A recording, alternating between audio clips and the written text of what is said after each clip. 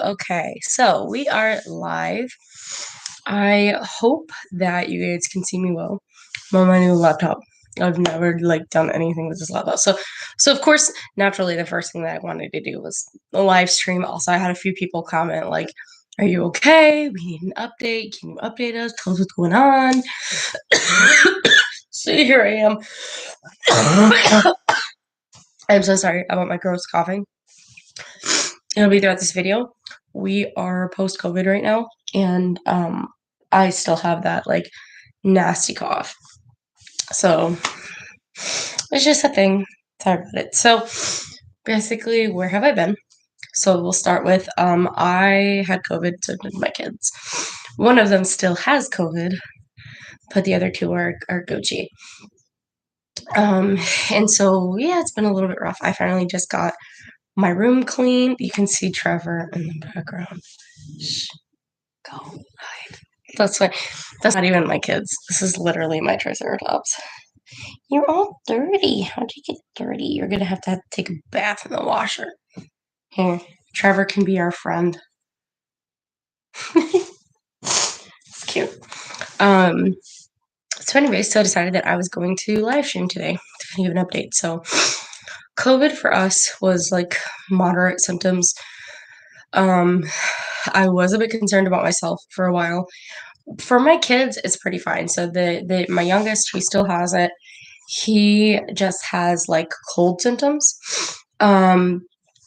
For my two middle children, they had a hacking, wheezing cough, a lot of congestion, body aches, and the worst thing for them was the high fever. My 3-year-old had fever as high as 103 for 8 days, which was terrifying. I was on the phone with the doctors. I was like, what do I do? And they're like, as long as it comes back down periodically, you're fine. And then we ended up going and getting them tested at the peak of their symptoms. Originally, I was tested first because I was the first 100% symptoms. But I came up negative. What happened is they tested me too soon.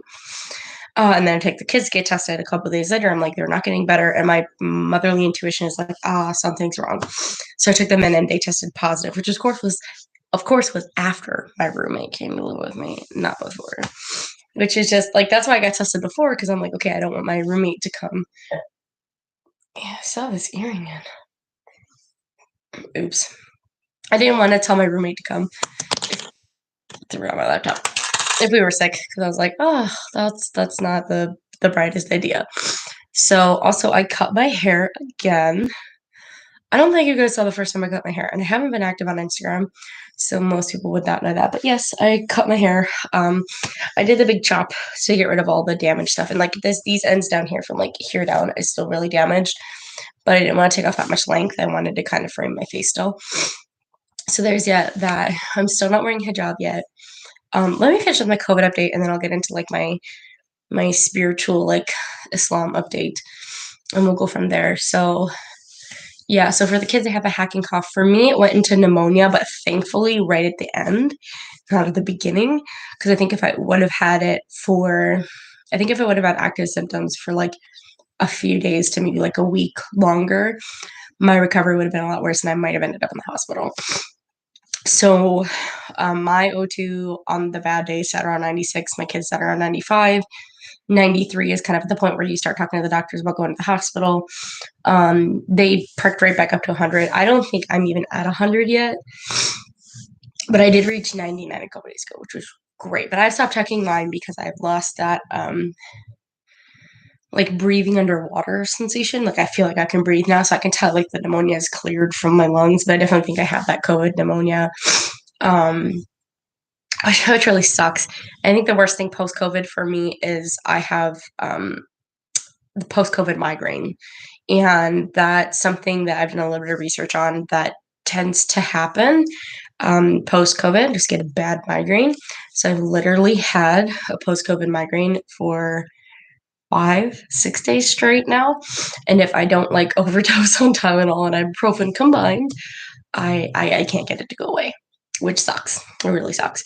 But at least I can manage it with medication now, because in the beginning, I definitely could not. Don't mind me as I drink Pediasure. It was bought for my children. They won't drink it. So here I am. But it helps with the cough if I drink and keep drinking. And that I see they don't like that because it's not the tastiest. So I don't know if I want to start with a life update or like a religion update, but life update, we're all doing okay. We are. I had to get an order of protection against my husband, unfortunately. That was not my plan.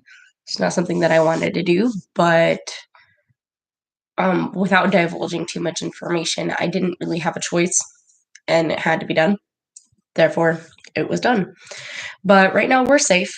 I can't really give too much information about the safety measures that we've put in place because obviously this is the internet and it's public, but we are safe now. And I do have a roommate here, so I'm not home alone with my kids.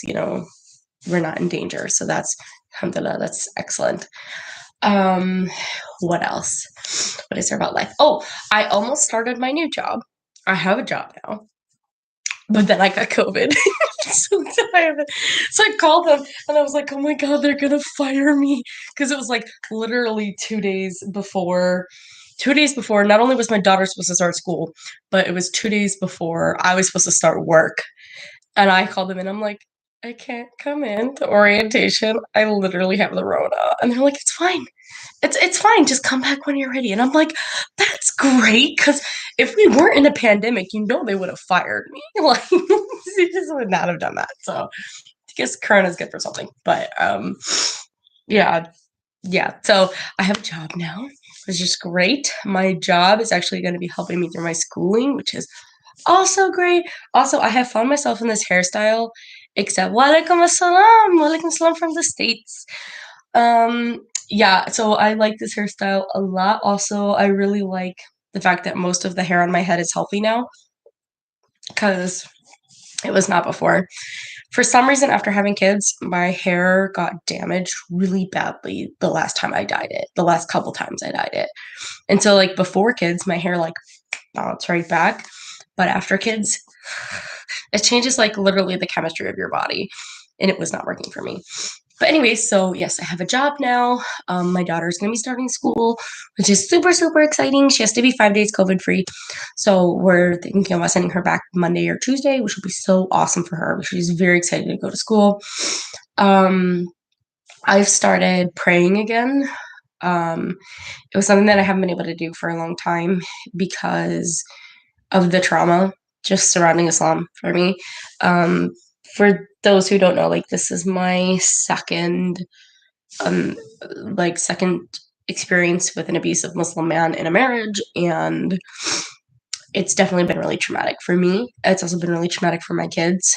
My middle child is terrified to pray still. We're getting there. I feel like we're making some progress, but also I'm not trying to force it on him either because that's not going to help anything. So we're doing okay. I set up a prayer area in my room.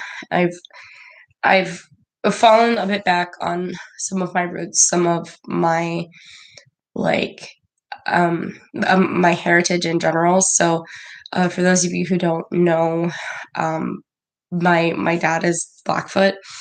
And I guess for those of you, maybe some people in the States don't know too, that's a Native American tribe. And I recently came in contact with him the past year. My sisters have known him for 2 years. Well, some of my sisters have known him their whole lives, but personally, like really building a connection with him in the last year. And so that's one of the things that he's made it a point to do is to build our connection with our heritage and our ancestors and just the culture that we should have been a part of growing up but weren't. And so he's teaching me how to smudge like my living space and myself in general. So that's something that I've been practicing, and it does help. It helps feeling like you're releasing like that negativity. But I am still making dua. I'm still reading Quran. I'm trying my best to make my prayers. And one of the things that was brought up to me that I actually didn't think about before was that, oh yeah, and I got my nose pierced again. Do you guys remember when I had this done? I got it done again. I missed it. um, What was I talking about? I got distracted by my own face. The Italian. That was gross. My tongue was like milky white from the freaking Pediasure. Um, I forgot what I was gonna say. I was gonna say something, and it was gonna be important, and I've lost. Oh, I had a sister who gave me some resources recently, and said to give them a call and ask them if they have any type of like mentorship programs. We talked a little bit about kind of the struggles around being a revert Muslim, and particularly this sense of, um, once you revert, you're just kind of thrown out there and expected to fend for yourself. And most raised Muslims don't have that experience. So you have family you can turn to, you've got brothers and sisters, or you've got parents or aunts and uncles. And while their Islam might not be, maybe the greatest, maybe they don't even practice, but they're still Muslim. And that's something that I think that raised Muslims take for granted, because us reverts, we don't have that. And a lot of times, we can make friends, but not everybody who you make friends with, their passion isn't always to guide reverts. And well, I do feel like that was my passion, and probably still will be in the future. Right now, I'm obviously in no position to do that, but I do still feel passionate about it, and so I'm looking forward to creating some of these programs locally to help other revert sisters, but also engaging myself in some of these programs a little more long distance, so seeing what's available to me. And we did also talk about what I consider to be an epidemic in. Sorry, I'm pulling my hair back. I don't know why I don't feel like I feel like I don't mean business until I pull my hair back. Don't ask me why. But the epidemic of new reverts, particularly revert sisters, getting into manipulative and abusive marriages, and about how, yes, some of that responsibility is personal responsibility, but some of that responsibility is shared responsibility, um, through the community. Like something like we should have been supporting reverts better so that this did not become an epidemic, and we aren't right now. That's the reality of the situation, is that like the communities around us, the Muslim communities, are very much so failing new reverts by abandoning them, and by telling them things like, "Oh, you should get married. You're a Muslim woman now. You should get married," and that's something that I could speak about for days on end. So that's kind of been what I've been doing with my life, and I really overall wanted to let everyone know that we are okay. Sorry, not coughing again. So we are all right. We are hanging in there. We're doing pretty good. I'm finally getting my house clean post COVID. That was something that was just a mess. You did not want to see my house when you had COVID, because literally I was stuck in a room with my 3 children day, all day, and like anything they did, they had like free run. Like I literally had Captain Crunch dumped all over my bedroom floor, and I like literally left the bedroom to go to the bathroom, and then 5 minutes. And in those 5 minutes, my toddler dumped Captain Crunch all over the floor, trying to get himself some Captain Crunch. And it was just a mess. So yeah, post COVID, the biggest things is cleaning the house, getting back into school, work, um, and like monitoring those post COVID symptoms. So yeah, we still have like viewers that come like in and out and in and out. So I guess people are watching and not finding me interesting, which is fine. You don't have to find me interesting. But yes, that's basically the gist of it. Emotionally, I go from feeling like this is life now, adjusting to the new normal, like settling in, doing my best, being really chipper about things, to literally screaming. Um, and so I think that sometimes literally screaming can be really healthy. Um, yeah, so I sometimes I'm okay, sometimes I'm really, really not okay. But that's fine. You don't have to be okay all the time. Good things are there. It's no one is okay all the time. It's okay not to be okay. But I'm really lucky that I have such a good support system as far as like mental health resources here. So the therapy clinic that I'm with, I can actually call the crisis line even if my therapist isn't working. And I spent plenty of time on there. I know most I know most of the therapists at my clinic by name, even though I literally only see one of them. 'Cause um but it's been crazy. It's been really, really crazy. I've been getting back in touch with people that I wasn't allowed to speak with previously in my marriage. Um, and that's been really beneficial for me. Feeling like I have some sense of control over my own life again and freedom. I'm outgrowing that stage of rebellion where I'm just like doing everything that I got told I couldn't do just because I'm allowed to do it now. And that's also been really good for my mental health because I realized, okay, some of these things are toxic for me, shouldn't be doing them. Some of them are very displeasing to Allah, shouldn't be doing them. And so now I'm at a position where, because I am in control of my own life, I can make those decisions for myself. And I'm back to making them for the right reasons, for the sake of Allah, rather than making them because it pleases my husband or because my husband will lash out if I don't. So that's been a major improvement for me with my mental health. Also, um, on the trauma front, excuse me, we have had other parts fronting other than me, which is also a really good sign that things are improving. I think mostly littles, but still that's a good sign. And also, oddly enough, I started having trauma nightmares again, unrelated to the current trauma that I'm going through, which also means that my brain has built up enough resilience to my current situation. It doesn't sound like a good thing, but because my brain is not so hyper focused and vigilant on trauma that's happening now, because I've developed a sense of safety in my home again, my brain is able to process past trauma again, which is a little overwhelming for me. I'm not gonna lie. I don't particularly like that.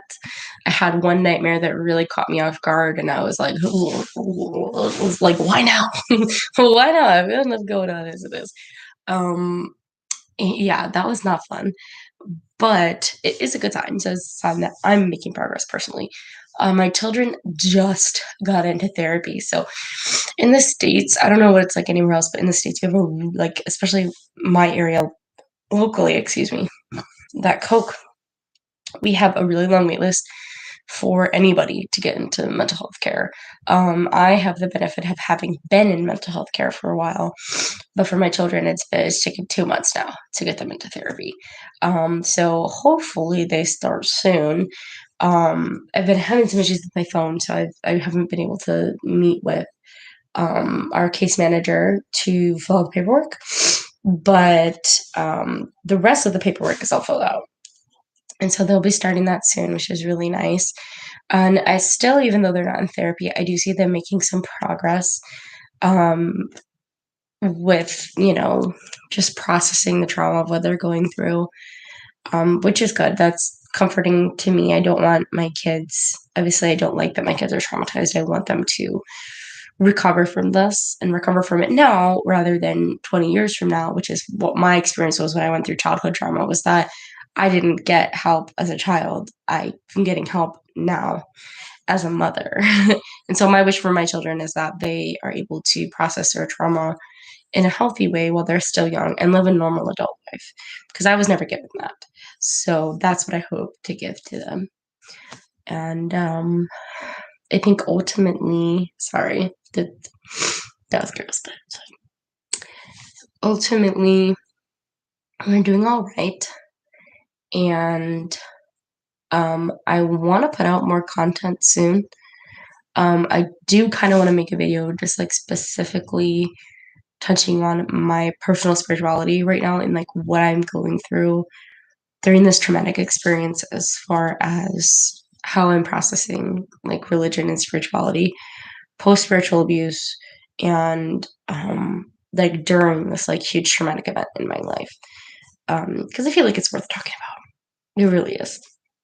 So that'll probably be something along the lines of my next video, but every time I say that, I never follow through. But I am feeling less depressed. I'm feeling more like myself, and I am feeling like I can put effort back into the things that give me joy again instead of just like barely surviving. I'm starting to re-engage with myself, and that's like super integral to recovering from trauma, is like recovering who you are, not just what you went through, and reconciling with that. So as you can tell, I'm still a little congested. I might have like an underlying sinus infection, but I'm hoping it's just COVID and that it'll pass. That like literally in here, yeah, I'll probably also contribute to the post-COVID migraine. But yeah. So, anyways, that's my update. We've been on here for 20 minutes. I'm gonna check out now. Thank you to everybody who joined and commented. This is Jax, and I'll see y'all later. Assalamu alaikum.